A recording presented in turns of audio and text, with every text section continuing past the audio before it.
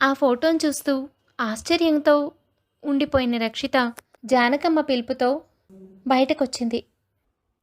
ఇదేంటి రక్షిత, ఇక్కడున్నావా? నీ గురించి వెతుకుతున్నాను. ఏంటి ఈ ఫోటో చూస్తూ అలా నుంచుండిపోయావు? ఆంటీ, ఈ ఫోటోలో ఉన్నది ఆయన రాహుల్ వాళ్ళ నాన్నగారు. రాహుల్ ఆ వయసులో ఉన్నప్పుడే ఆయన మమ్మల్ని వదిలి వెళ్ళిపోయారు. ఆయన జ్ఞాపకార్థం ఈ ఫోటో ఒక్కటే మా దగ్గరుంది. అది ఎప్పటికీ కాపాడుకోవాలనే అలా అక్కడ పెట్టాను. ఆయన ఎందుకు వెళ్ళిపోయారు ఆంటీ? ఊరంతా అప్పులుండేవి. అది మా వారు చేసినవి కాదు, మా మామగారు చేసినవి. మిగతా కొడుకులంతా తండ్రి అప్పుతో ఏమాత్రం సంబంధం లేదంటూ ఆస్తిని పంచుకొని వెళ్ళిపోతే, ఈయన మాత్రం తండ్రి పరువు కోసం అవన్నీ భుజానేసుకొని అప్పులు తీరుస్తానంటూ అందరికీ మాటిచ్చారు. అలాగే ఒక ఉద్యోగంలో చేరారు. అయితే ఆ డబ్బు మా కుటుంబం గడపడానికే సరిపోయేది. కానీ ఏదో ఒక విధంగా అప్పుడప్పుడు కొన్ని అప్పులు తీరుస్తూ వచ్చారు. కానీ పెద్ద మొత్తంలో ఉండడంతో ఆయన వల్ల కాలేదు. ఇలా ఉండగా అకస్మాత్తుగా ఉద్యోగం కూడా పోయింది. ఎందుకు ఏమిటి అన్న వివరాలు ఎవ్వరికీ తెలీదు. అది తట్టుకోలేకపోయారు. ఉద్యోగం ఉన్నప్పుడే ఇల్లు గడపడం కష్టమయ్యేది. అలాంటిది ఉద్యోగం కూడా పోయినప్పుడు అసలు ఇల్లు గడవడం కానీ అప్పులు తీర్చడం కానీ సాధ్యమయ్యే పని కాదుగా. నాకు తెలిసి అప్పు తీర్చడానికి ఎన్నో ప్రయత్నాలు చేశారు. రాను రాను తినడానికి కూడా డబ్బు లేని పరిస్థితి వచ్చేసింది. ఉన్నట్టుండి ఒకరోజు అకస్మాత్తుగా ఈ కుటుంబ బాధ్యతల్ని మోయలేను అని చెప్పి ఉత్తరం రాసి ఆయన కనపడకుండా వెళ్ళిపోయారు. ఎక్కడికి వెళ్ళిపోయారో, ఎలా ఉన్నారో మాకెవ్వరికీ ఏమాత్రం తెలీదమ్మా. ఆయన రాక కోసమే ఇంతకాలంగా ఎదురు చూస్తున్నాను. అయితే ఆయన వెళ్ళిపోయిన తర్వాత అప్పులు వాళ్ళెవ్వరూ మమ్మల్ని ఇబ్బంది పెట్టలేదు. కనిపిస్తే ఎక్కడా ఈ వివరాలన్నీ అడుగుతారో అని నేను కొంతకాలం బయటకే వచ్చేదాన్ని కాదు. కానీ ఆ తర్వాత ఎవ్వరూ అప్పుకు సంబంధించిన ప్రస్తావన కానీ ఆయన గురించిన ప్రస్తావన కానీ నా దగ్గర తీసుకురాలేదు. ఏం జరిగిందో ఏమో నాకైతే తెలీదు. కానీ ఆయన ఎక్కడైనా క్షేమంగా ఉన్నారన్న ఆశ మాత్రం నాకుంది. ఎప్పటికైనా నా కోసం, రాహుల్ కోసం వెతుక్కుంటూ వస్తారేమో అనే ఆశతోనే నేను బతుకుతున్నాను. వీణ్ణి పెంచడం నాకు చాలా కష్టమయ్యేది. కానీ ఉత్తరంతో పాటు ఆయన డబ్బు కూడా పెట్టి వెళ్ళారు, మేమిద్దరం బ్రతకడానికి. ఆ డబ్బుతో కొంతకాలం మాకు ఏ ఇబ్బంది లేకుండా గడిచిపోయింది. అందులోనే కొంత మొత్తాన్ని పక్కన పెట్టి నేను మిషన్ కొనుక్కున్నాను. దాని మీద వచ్చిన సంపాదనతోనే మేము ఎలాగో అలా బతుకు నెట్టుకొచ్చాం. ఇక రాహుల్ బాగా చదువుకుని ఉద్యోగం తెచ్చుకున్నాకనే జీవితంలో కాస్త ప్రశాంతత దొరికింది. ఇంకా వాళ్ళ నాన్నగారు కూడా మమ్మల్ని కలిస్తే చాలా సంతోషంగా ఉంటుంది. జానకమ్మ చెప్పేదంతా వింటూ ఉంది రక్షిత. కానీ తన మనసులో ఏముందో బయట పెట్టలేదు. అసలు రాహుల్ ఎవరో, తను ప్రేమించిన రాహులేనో కాదో అన్న అనుమానం ఇప్పటిదాకా తీరలేదు. అందులో ఉండగానే రక్షితకు మరొక అనుమానం మొదలైంది. దాని గురించి తెలుసుకోవాలన్న ఉద్దేశంతో తను ఊరికి బయలుదేరింది.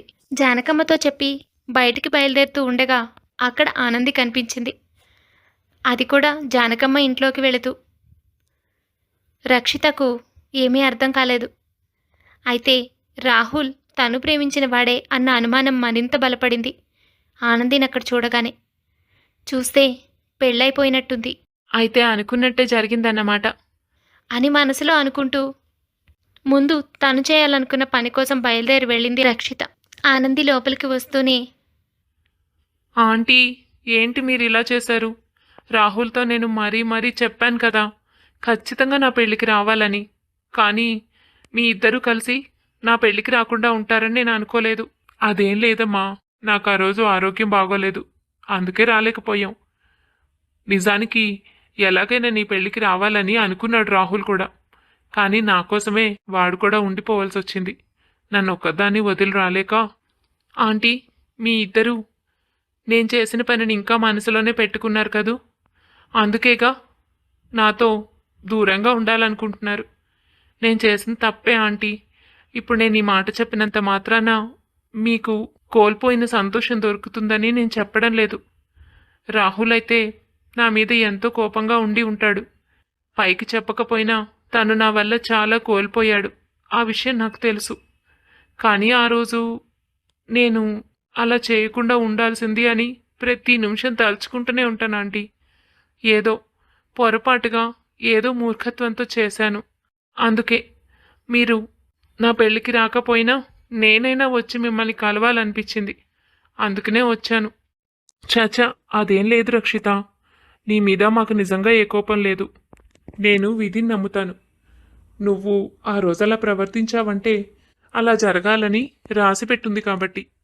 అందుకోసం నిన్ను నిందించే ఉద్దేశం అయితే మాకు లేదమ్మా. వాడికి ఎలా జరగాలని రాసిపెట్టుంటే అలాగే జరుగుతుంది. కాకపోతే మళ్ళీ వాడు పెళ్ళి అనే దాని మీద మనసు మళ్ళించుకోవడం లేదు. అదే బాధగా ఉంది. జరిగిందేదో జరిగిపోయింది. దాని నుంచి బయటకు వచ్చి చక్కగా పెళ్లి చేసుకోవచ్చు కదా. అలా అని ఎన్నిసార్లు నచ్చ చెప్పాలని ప్రయత్నించినా వాడు వినిపించుకోవడం లేదు. వాడి మనసు ఎలా మార్చాలో అర్థం అవడం లేదు. దానికోసం నీపై కోపం ఎందుకు చెప్పు? చేసిన పాపం మనకి వెంటాడుతుంది అంటే నేను ఆ రోజున నమ్మలేదాంటీ. నేను చేసిన తప్పు నాకే శాపమై మారి మా నాన్న మరణానికి కారణమయ్యింది అని చాలాసార్లు నాకు అనిపిస్తుంది. నేను తెలియకుండా మూర్ఖంగా ఒక జంటని విడదీసినందుకు నాకు అలాంటి శిక్ష పడిందేమో అనిపిస్తుంది ఆంటీ. పెళ్ళి ఎంత బాగా చేసినా ఎంత బాగా జరిగినా నాన్న లేరన్న బాధ నాకు పోదు కదా. ఏ కారణం లేకుండా ఉన్నట్టుండి చిన్న సమస్యతోనే నాన్న మరణించారు. ఇప్పుడు నేను నా తప్పు తెలుసుకున్నా దానివల్ల ప్రయోజనం అయితే ఏమీ లేదు. ఆ కాలాన్ని వెనక్కి తీసుకురాలేను, మా నాన్నని కూడా. అలా బాధపడకు ఆనంది. మీ నాన్నగారు ఎక్కడ ఉన్నా అక్కడి నుంచి నిన్ను దీవిస్తూనే ఉంటారు. నిన్ను చూసి సంతోషపడతారు. నీ వైవాహిక జీవితం సంతోషంగా ఉండాలని, ఎటువంటి ఇబ్బందులు రాకుండా అన్యోన్యంగా మీ కాపురం సాగాలని కోరుకుంటున్నాను. Thanks aunty. మీరిలా దీవించాలనే మీ దగ్గరకు వచ్చాను. మీరు పెళ్ళికి రాకపోయినా నన్ను మనస్ఫూర్తిగా మీరు దీవిస్తేనే నాకు మనశ్శాంతిగా ఉంటుంది. మిమ్మల్ని రాహుల్ని ఒకసారి కలిసి మాట్లాడి వెళదాం అనుకున్నాను. దీని తర్వాత నెక్స్ట్ వీక్ మేము ఫారెన్ వెళ్ళిపోతున్నాం. ఆయనకు అక్కడ ఉద్యోగం కన్ఫర్మ్ అయ్యింది. అందుకే నేను మళ్ళీ ఎప్పుడు ఇండియాకు వస్తానో ఎలా వస్తానో కూడా తెలీదు. రాహుల్ ఎక్కడ ఆంటీ? వాడు బయటకు వెళ్ళాడమ్మా. ఆఫీస్ నుంచి అర్జెంటుగా ఫోన్ వచ్చింది. కంగారుగా బయలుదేరాడు. మరి ఎంతసేపట్లో వస్తాడో ఏమో. నువ్వు ముందు కూర్చో, ఫోన్ చేసి చూద్దాం. వాడు వచ్చేదాకా ఉండి కలిసే వెళ్దు గాని. మళ్ళీ ఎప్పుడు ఇండియా వస్తానో ఏమో అంటున్నావు. నీకేమైనా తినడానికి తీసుకొస్తాను అంటూ జానకమ్మ లోపలికి వెళ్ళింది. అలా సోఫాలో కూలబడిన ఆనంది, మిమ్మల్ని ఇంత బాధ పెట్టిన నాకు కూడా మంచిగా ఉండాలని దీవెనలిచ్చారు. మీరు చాలా మంచివారు ఆంటీ అంటూ గతంలో తను చేసిన దానిని గుర్తు చేసుకుంటూ ఆలోచనలో పడింది ఆనంది. రాహుల్ని రక్షితని కలిసిన తర్వాత ఆనంది కోపంతో రగిలిపోయింది. రాహుల్ తనకు ఎట్టి పరిస్థితుల్లోనూ దక్కాలని నిర్ణయించుకుంది. కాస్తో కూస్తో జానకమ్మతో ఉన్న పరిచయాన్ని అడ్డుపెట్టుకుని వాళ్ళ ఇంటికి వెళుతుంది. ఆంటీ, మీకు ఒక ముఖ్యమైన విషయం చెప్పడానికి వచ్చాను. రాహుల్ గురించి. అవునా? ఏమైంది? అది కాదంటీ. రాహుల్ చాలా బుద్ధిమంతుడని, ఎంతో సిన్సియర్ అని, డిసిప్లైన్ అని మీతో చాలాసార్లు చెప్పానా లేదా? తనకు మంచి జాబ్ వస్తుంది. కావాలని తను పోగొట్టుకుంటున్నాడు. ఎందుకో తెలుసా? ఒక అమ్మాయిని ప్రేమిస్తున్నాడు. ఆ అమ్మాయి కోసం తన జీవితాన్ని వదులుకోవడానికైనా సిద్ధంగా ఉన్నట్ట. మేమందరం ఆశ్చర్యపోయాం. కాలేజీలో ఎప్పుడూ ఒక అమ్మాయి వైపు కూడా కన్నెత్తి చూడని రాహుల్ ఆ అమ్మాయి వెనక పిచ్చిగా తిరుగుతున్నాడు ఆంటీ. అసలు కనీసం జాబ్ చేస్తాడో లేదో కూడా తెలియదన్నట్టు. తనకు ఇంటర్వ్యూ వస్తే కూడా అటెండ్ అవ్వలేదంట ఆ అమ్మాయి కోసం. పోనీ ఆ అమ్మాయి ఏమైనా మంచిదా అంటే తను అసలు ఏమాత్రం మంచి అమ్మాయి కాదు. ఇలాగే అబ్బాయిలు తన వెనక తిప్పించుకుని బాగా డబ్బు ఖర్చు పెట్టించి ఆ తర్వాత వాళ్ళ మొహం కూడా చూడదు. ఆ అమ్మాయి గురించి మా ఫ్రెండ్ చెప్పింది. నేను ఆ అమ్మాయిని డైరెక్ట్గా ఇవాళే చూశాను ఆంటీ. ఏం మాట్లాడుతున్నావు ఆనంది? రాహుల్ అమ్మాయి వైపు చూడటం ఏంటి? తన చుట్టూ తిరగడం ఏంటి? వాడు అలాంటి వాడు కాదమ్మా. ఇంటర్వ్యూ వచ్చినా ఏదొచ్చినా అటెండ్ అవుతున్నానని వెళ్తున్నానని నాకు రోజు చెప్తూనే ఉన్నాడు. అలాంటిది అయినా అసలు మీ అందరూ రాహుల్తో మాట్లాడడం మానేసి చాలా రోజులైంది కదా. వాడు ఉద్యోగ ప్రయత్నాల్లో రోజంతా బయట తిరుగుతున్నాడు. నేను అడిగాను మీ ఫ్రెండ్స్ అందరినీ ఒకసారి రమ్మను అని. నాకు ఉద్యోగం వచ్చిన తర్వాత వాళ్ళందరినీ ఒకసారి ఇంటికి పిలుద్దాం పార్టీకి, అప్పటిదాకా నేను ఎవరితోనూ ప్రస్తుతం మాట్లాడడం లేదమ్మా అని చెప్పాడు. తను మాట్లాడడం లేదాంటీ, కానీ మేం మా ఫ్రెండ్ని వదలం కదా. తనేం చేస్తున్నాడో, తన యాక్టివిటీస్ ఏంటో, ఎక్కడుంటున్నాడో ఇవన్నీ మేము ఎప్పటికప్పుడు ఎంక్వైరీ చేస్తూనే ఉన్నాము. రాహుల్ ఈ మధ్య చాలాసార్లు బయట ఊరికి తిరుగుతూ ఉంటే చూశాను నేను. విషయం ఏంటా అని మా ఫ్రెండ్ని ఎంక్వైరీ చేస్తే ఇదంతా బయటపడింది. అందుకే వెంటనే మీ దగ్గరకు వచ్చి ముందు మాట్లాడదాం అనిపించింది. ఎందుకంటే మీరు రాహుల్ పైనే మీ ఆశలన్నీ పెట్టుకున్నారు.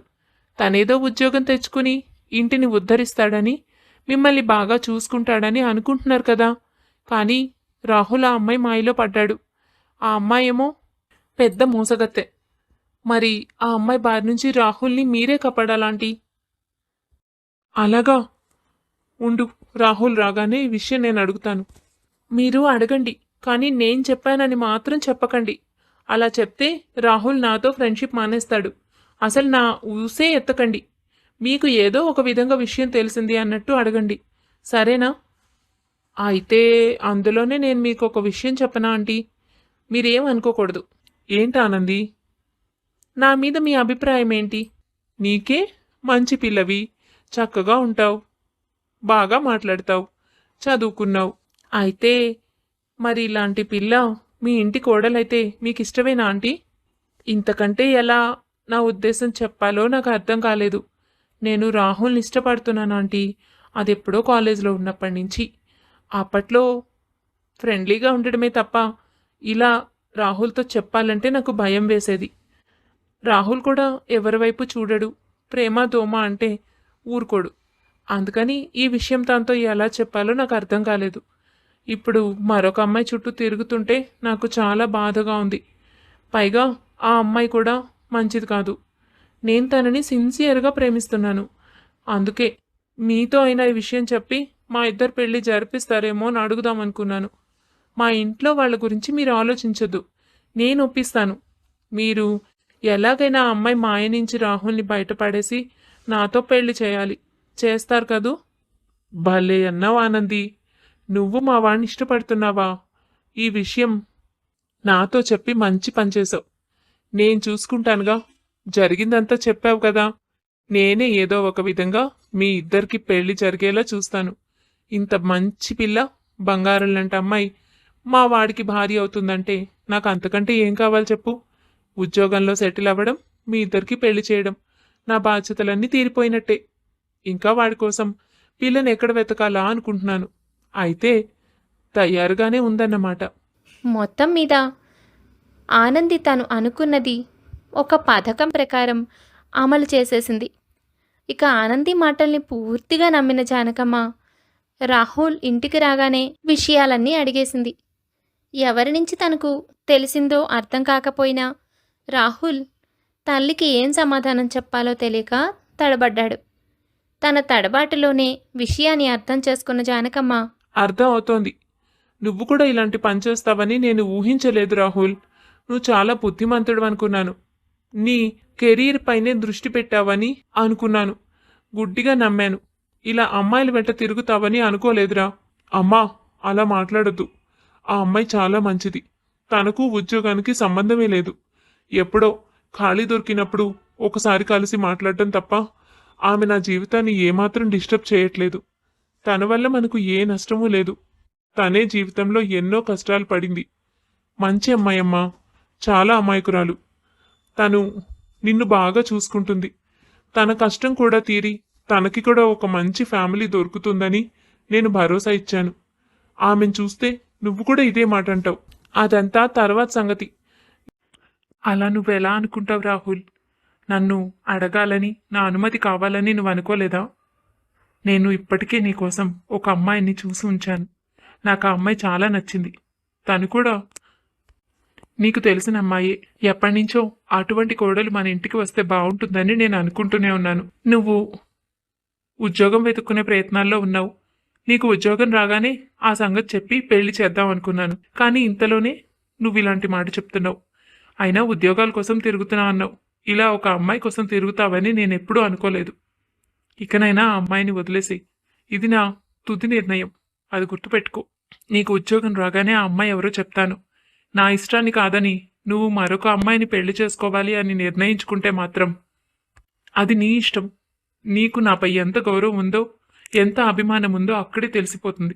ఆ అమ్మాయి ఎలాంటిదని నువ్వు అనుకుంటున్నావో ఆమె అసలు రూపం అది కాదు. నేను తెలుసుకున్నాను. నువ్వేం చేస్తున్నావో, ఎక్కడికి వెళ్తున్నావో అవన్నీ నాకు తెలుస్తాయి. ఎవరితో మాట్లాడుతున్నావో నేను తెలుసుకోగలను. ఆ అమ్మాయి నువ్వనుకున్నంత మంచి అమ్మాయి అయితే కాదు. ఇప్పటికి ఇంతే చెప్పగలను. ఇంతకంటే నువ్వు నన్ను వివరాలు అడగద్దు. అది కాక నేను ఒక అమ్మాయిని ఇప్పటికే నిశ్చయించాను. ఇక ఇష్టం నీదే. అమ్మా, అలా మాట్లాడొద్దు. తన గురించి నీకేం తెలీదు. ఎక్కడో ఏదో తప్పుడు సమాచారం నీకు చేరినట్టుంది. ఎవరు చెప్పారో నాకు చెప్పనంటున్నావు. నా మాట విను. తను ఇప్పటికీ జీవితంలో ఎన్నో కష్టాలు పడిందమ్మా. తనను మనం బాధ పెట్టకూడదు. తనకి తోడుగా ఉంటానని, తన జీవితంలో సంతోషం తీసుకొస్తానని నేను మాటిచ్చాను. ఇప్పుడు తనని ఇలా మధ్యలో వదిలేయడం నా వల్ల కాదమ్మా. నువ్వంటే నాకెంతో అభిమానం, గౌరవం. అంతేకాని నీ మాట దాటి ఏ పని చేయాలని నేను అనుకోను. దయచేసి ఈ పెళ్లికి అడ్డు చెప్పొద్దు. అయినా తను ఇంకా చదువుకుంటోంది. చదువు పూర్తయిన తర్వాతే దీని గురించి ఆలోచించేది. నాకు ఉద్యోగం కూడా రావాలి. ఇప్పుడే నా పెళ్లికి తొందర ఏముందమ్మా? ఆ రోజున ఆ అమ్మాయిని చూసి అప్పుడు నువ్వు మాట్లాడు. నేను అన్నీ సర్దుకున్నాక నీకు ఈ సంగతి చెప్పాలని అనుకున్నాను. తనతో చెప్పాను, మా అమ్మ నేను ఏం చెప్పినా కాదనదు అని. నీ మాట జవదాటను అని తనకి కూడా తెలుసు. నీ గురించే నేను తనతో ఎన్నోసార్లు చెప్తూ ఉంటాను. అమ్మా, నీకు కూడా తెలుసు నిన్ను బాధ పెట్టే పని నేను చేయలేనని. ప్లీజ్ అమ్మా, నన్ను అర్థం చేసుకో. దయచేసి ఇలాంటి అడ్డు నాకు చెప్పొద్దు. లేదు రాహుల్, నేను చెప్తున్నానుగా, ఇప్పటికిప్పుడే ఇక నుంచి నువ్వు ఆ అమ్మాయితో మాట్లాడడం, కలవడం మానేయాలి. నువ్వన్నది నిజమే. నువ్వెవరిని ఇష్టపడినా నేను కాదనేదాన్ని కాదేమో. ప్రేమ వివాహం అనే ఒకే ఒక కారణంగా నేను వద్దు అని అనడం లేదు. అర్థం చేసుకో, ఆమె మంచిది కాదు. ఎవరు చెప్పారు ఏమిటి అన్న విషయం నీకు తెలిస్తే నువ్వు చాలా తేలిగ్గా తీసుకోవచ్చు, లేదా నమ్మకపోవచ్చు. అలాంటప్పుడు నేను చెప్పి ప్రయోజనం ఏముంది? అది కాక నువ్వు దెబ్బతినేదాకా, నీ జీవితంలో కోలుకోలేని బాధను నువ్వు అనుభవించేదాకా చూస్తూ ఉండడం నా వల్ల కాదు. ఆమె నిన్ను మోసం చేస్తుంది. నీకు చెప్పినవన్నీ నిజాలు కావు. తన చేతిలో నువ్వు మోసపోతావు రాహుల్. అప్పుడు నువ్వు చాలా బాధపడతావు. ఆ తర్వాత నిన్ను దక్కించుకోవడం కూడా కష్టమవుతుందేమోనని నేను భయపడుతున్నాను. ఇక ఈ విషయం ఇంతటితో వదిలేయ్. రాహుల్, మంచి ఉద్యోగం తెచ్చుకో. నేను చెప్పిన అమ్మాయిని పెళ్లి చేసుకో. నీ మనసుకి ఇప్పుడు కష్టంగా అనిపించినా ఇదే నీకు మంచిది. అలా జానకమ్మ ఖరాఖండిగా రాహుల్తో చెప్పి వెళ్ళిపోతుంది. రాహుల్కు దిక్కు తోచడం లేదు. అసలు అమ్మకి ఈ విషయాలన్నీ ఎవరు చెప్పారు? పైగా రక్షిత మీద అబద్ధాలు లేనిపోనివన్నీ చెప్పినట్టున్నారు. ఏం చెప్పితే అమ్మ తనని ఇంతలా అపార్థం చేసుకుంది? అసలు ఈ విషయం ఎవరికి తెలుసని? నాకంతా అయోమయంగా ఉంది. అంతా బానే ఉంది. ఉద్యోగం రాగానే రక్షిత విషయం చెప్దామనుకుంటే ఇప్పుడు ఈ మాటలన్నీ రక్షితతో ఎలా చెప్పాలి? తనను వాళ్ళ అత్త నుండి రక్షిస్తానని మాట ఇచ్చాను. తన బాధను పోగొట్టాలని అనుకున్నాను. కానీ ఇలా జరిగిందేంటి? రాహుల్ చాలా బాధపడ్డాడు. ఇదంతా గుర్తు చేసుకుంటూ ఆనంది జానకమ్మ పలకరింపుతో గతంలో నుంచి బయటకొచ్చింది. ఇదిలా ఉంటే ఊరికి బయలుదేరిన రక్షిత ప్రియా సహాయంతో కారులో వెళుతూ ఉంటుంది. రక్షిత చాలా చాలా కంగారుగా ఉంటుంది. ప్రియా ఆశ్చర్యంగా అడుగుతోంది, ఏంటే, నువ్వు చెప్పేదంతా నిజమేనా? చాలా ఆశ్చర్యంగా ఉంది. నువ్వంత దిగాలు పడిపోయావు. ముందు ఏం జరిగిందో తెలుసుకోవాలి కదా. ఈలోపే అలా దీలా పడిపోతే ఎలా? అది కాదే, వచ్చేటప్పుడు ఆనందిని కూడా చూశాను. అది ఆ ఇంట్లోకే వెళ్తోంది. నేను చెప్పలా, వెనక నుండి రాహుల్ లాగానే కనిపించాడని. చూస్తుంటే రాహులే అనుకుంటాను. బహుశా ఆనందితో పెళ్లి జరిగిపోయినట్టుంది. వాళ్ళింట్లోకే వెళుతోంది. జానకమ్మ గారు మనకి ఒక్కతనే ఉంటానని చెప్పారు కదూ. కోడలు ఇక్కడ ఉంటుందో ఉండదో. అయినా నాకెందుకులే ఆ విషయాలన్నీ. రాహుల్ ఆవిడతోనే ఉంటాడు కదా, మరి ఆనంది ఎందుకు ఉండడం లేదు? ఇవన్నీ చాలక ఇప్పుడు నేను తెలుసుకున్న నిజం ఒకటి. అసలు అన్నీ ఆలోచిస్తుంటే నాకు చాలా కంగారుగా బాధగా ఉంది. నిజమేనే. అయినా మనం ఊరెళ్ళి విషయం కనుక్కునేదాకా మనకి ఏమీ తెలియదు కదా. దాని గురించి దీని గురించి అన్నీ ఆలోచించి బుర్ర పాడు చేసుకోకు. ఒకవేళ రాహుల్కో ఆనందితో పెళ్ళయి ఉంటే అది నువ్వు ఊహించిందేగా. ఆ రోజు దూరం అయినప్పుడే నీకు తెలుసు ఇలా జరుగుతుంది అని. అదే కనుక నిజమైతే నేను ఇక్కడ ఉండను, ఇల్లు మారిపోతాను. ఇక్కడ నుంచి ఎక్కడికైనా దూరంగా వెళ్ళిపోతాను ప్రియా.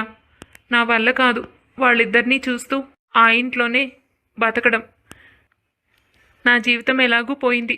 ఇప్పుడు నేను కోరుకున్న జీవితం నాకు ఎలాగూ దక్కదు. వాళ్ళిద్దరూ సంతోషంగా ఉన్నారు కదా, చాలే. అసలు ఏం జరిగిందో ముందు ఇంటికెళ్ళి కనుక్కుంటే అప్పుడు జానకమ్మ గారికి ఏమైనా సాయం చేయగలనేమో తెలుస్తుంది. పాపం ఆవిడ ఎన్నేళ్ల నుంచి భర్త కోసం ఎదురు చూస్తున్నారో తెలుసా. నాకు ఆవిడ చెబుతుంటే వింటూ ఉంటూ చాలా ఆశ్చర్యంగా అనిపించింది. అసలు ఎవరైనా ఇన్నేళ్ల నుంచి ఒక వ్యక్తిని నమ్మి ఎదురు చూస్తూ ఉంటారా చెప్పు. నిజంగా ఆంటీ చాలా గ్రేట్. పాపం ఆవిడ ఎన్ని కష్టాలు పడ్డారో రాహుల్ని పెంచుతూ. అలా ఎవ్వరూ ఉండరు ప్రియా. అసలు విషయం రాహుల్ తానే అనుకుంటాను. లేకపోతే ఆనంది ఇక్కడ ఎందుకు కనిపిస్తుంది చెప్పు. అబ్బబ్బబ్బబ్బా రక్షిత, ఇక నువ్వు ఆలోచించింది ఆపేసి. నీకంత ఆత్రంగా ఉన్నప్పుడు ఇక్కడే ఉండి ఆనంది వచ్చినప్పుడు తనతో మాట్లాడి ఎవరో ఏంటో తెలుసుకుని అప్పుడు రావాల్సింది. ఇప్పుడు ఊరెందుకు బయలుదేరావు? ముఖ్యంగా ఊరెళ్ళి విషయం తెలుసుకోవాలనే కదా. మరి అలాంటప్పుడు ఇంకా అక్కడి సంగతి ఎందుకు ఆలోచిస్తున్నావు? ఏం జరిగిందో మనకు తెలీదు. ఏదేమైనా ముందు వెళ్ళే పని మీద నీ బుర్ర పెట్టు. ఏదెలా జరగాలంటే అలా జరుగుతుంది. ఇంకా కాసేపు ప్రశాంతంగా ఉండవే. అలా మాట్లాడుకుంటూ వాళ్ళిద్దరూ ఊరు వెళతారు. ఊరు వెళ్ళిన రక్షిత ఏం తెలుసుకుంటుంది? అసలు తను అంతగా ఆశ్చర్యపోయి తెలుసుకోవాలనుకుంటున్న విషయం ఏమిటి? రాహుల్ రక్షిత మళ్ళీ కలుస్తారా? ఈ విషయాలన్నీ తెలియాలంటే వచ్చే భాగం వరకు ఎదురు చూడాల్సిందే. కథ నచ్చింది కదూ? అయితే తప్పకుండా లైక్ చేసేయండి. మరింకెన్నో మంచి మంచి కథల కోసం మా ఛానల్ని సబ్స్క్రైబ్ చేసుకోండి. కథ చివరి భాగంలో మళ్ళీ కలుద్దాం.